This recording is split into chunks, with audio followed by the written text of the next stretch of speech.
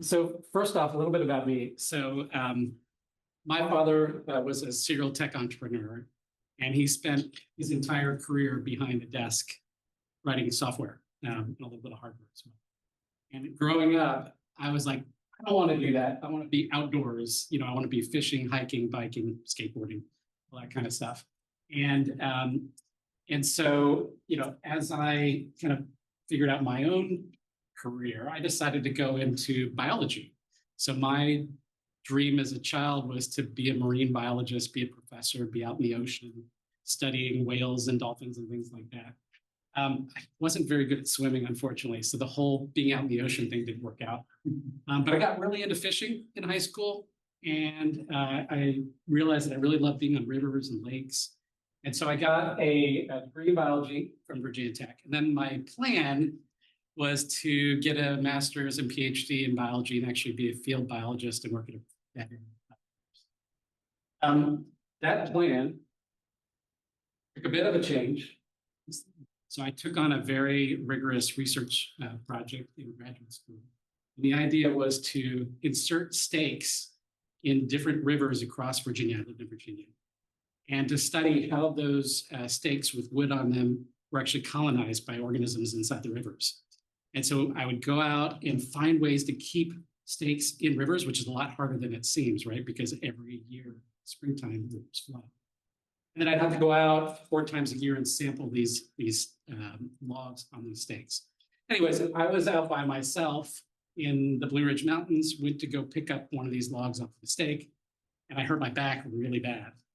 And so it's kind of the feeling of a lightning bolt going up, your back.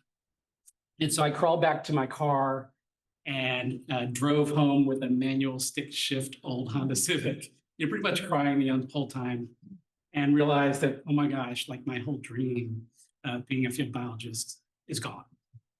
Spent 6 months in bed, had to quit grad school, stopped being a TA. And my father came to me and said, hey, well, if you're going to be stuck in bed, you might as well learn about how to build cool websites. Here's a computer. And so this is like 1995, 96 timeframe. And so I started building websites. And my first website was to build an online community for fly fishermen. So I was really into fly fishing stuff. And all of a sudden people were posting, fly fishing news, things that they caught in the papers. VA Flyfish. Okay. I have a friend who's a hardcore fly fisherman. I have to ask him if he. Yeah, it doesn't exist anymore, but it existed for about 10 years from that point forward.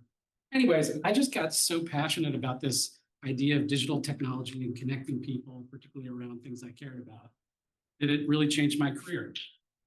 And then from that point forward, I ended up picking up a lot of different jobs as an independent contractor. I ended up joining some big companies, starting companies. And then as I got to the tail end of my career, I'm 52 now, I was like, okay, it's time to stop working for other people. I need to start my own company. And so that's what Synaptic is. So it's a company I run. It's been around for 10 years now, and we focus on artificial intelligence. And along my career trajectory, I met someone that's been in the field as a researcher for a long time. He became my business partner. And now 10 years later, we've worked with 100 clients. We've done 250 projects. And they've spanned a lot of different industries: healthcare, construction, logistics, legal services, et cetera.